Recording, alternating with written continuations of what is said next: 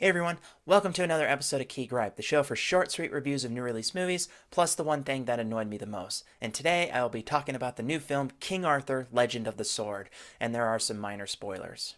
In a mythical time, an evil king amasses his power and spreads his evil across the land. But the one man who can stop him, the born King Arthur, has arisen with his magical sword Excalibur in hand and vengeance in his heart. The film stars Charlie Hunnam, Astrid Berge-Frisbee, Djimon Hounsou, Aidan Gillen, Jude Law, and Eric Bana, and the film is directed by Guy Ritchie. The legend of King Arthur is one of those stories that has been done time and time again, but is such a foundational story in Western literature as well. At the same time, we've never seen a great film adaptation that captures the real spirit of Le Morte d'Arthur. The best King Arthur movie really is a parody, for crying out loud. So the most basic question going into this is, did they get it right? Short answer, no, not even close.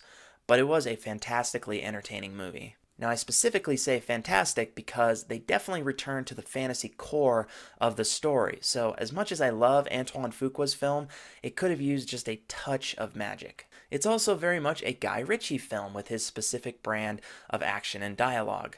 That means at times it is frenetic with some great camera work, but it's also weirdly paced, which makes it a little confusing at times. One thing I really loved about this movie was Ritchie's contribution to the film, the dialogue. The characters all talk like modern British gangsters, like right out of Lock, Stock, and Two Smoking Barrels. If they had tried to be too profound a la Lord of the Rings, it would have actually been unbearable to watch this movie.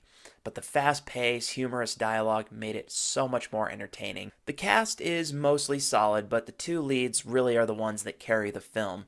Hunnam is great as a sarcastic, thuggish King Arthur. Maybe I just like the idea of a gutter Arthur versus some idealistic figure. And Jude Law is perfectly evil, especially early in the film, though his character disappears a bit in the middle. But there's one scene that really stuck out early where he is terrifyingly menacing to Arthur. So I gotta give a lot of credit to Jude Law for really embodying that role of Vortigern. Berge-Frisbee is good as a mysterious character. She plays a mage, but she also comes across as wooden at times, almost like she's just reciting words as opposed to really getting into the role.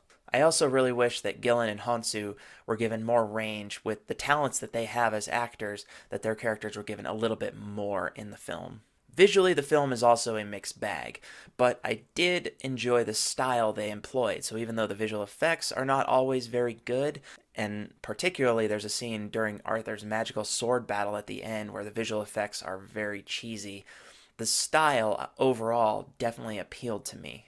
The music, though, is sensational throughout. It's a very good score from Daniel Pemberton, who also did The Man from U.N.C.L.E. Now, I actually thought it was Hans Zimmer in a few moments, so he's obviously getting some inspiration from Mr. Zimmer there. But the movie's also not short on cliches. It feels like a number of other movies kind of squished together, including Lord of the Rings, Gladiator, and Sherlock Holmes. But some of the original things they did, including the stone for the sword, were absolutely brilliant. I don't want to give that one away because I thought it was just brilliant. So what is my key gripe with this movie? The film works best when it's most unconventional. But when it tries to elevate itself to something more serious or more ponderous, it gets even more thin. The worst, though, is when they try to fuse both the unconventional and the serious. There's a montage scene where Arthur ventures into the Darklands. It's sort of this like Dagobah moment of like confronting his demons.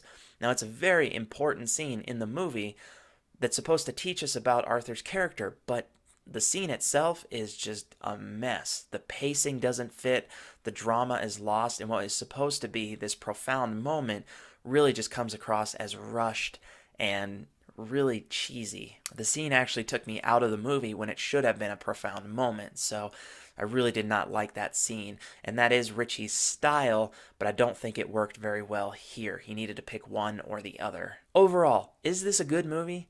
Not really, but it is a lot of fun, and I feel like the entertainment factor outweighs the shortcomings, kind of like Warcraft last year. They give us a different, less idealistic take on the Arthur legend, and for me, that's a positive, but it's still poorly done in certain moments, which means it might not last very long in my memory. I'm giving King Arthur Legend of the Sword a 6.5 out of 10. Like I said, I feel like the entertainment value outweighs the flaws, but it is still a very flawed movie. Let me know your thoughts on King Arthur Legend of the Sword, if you liked it or didn't like it. Let me know your thoughts on the sword in the stone aspect. And that does it for this episode of Key Gripe, and I'll see you guys next time. Bye-bye.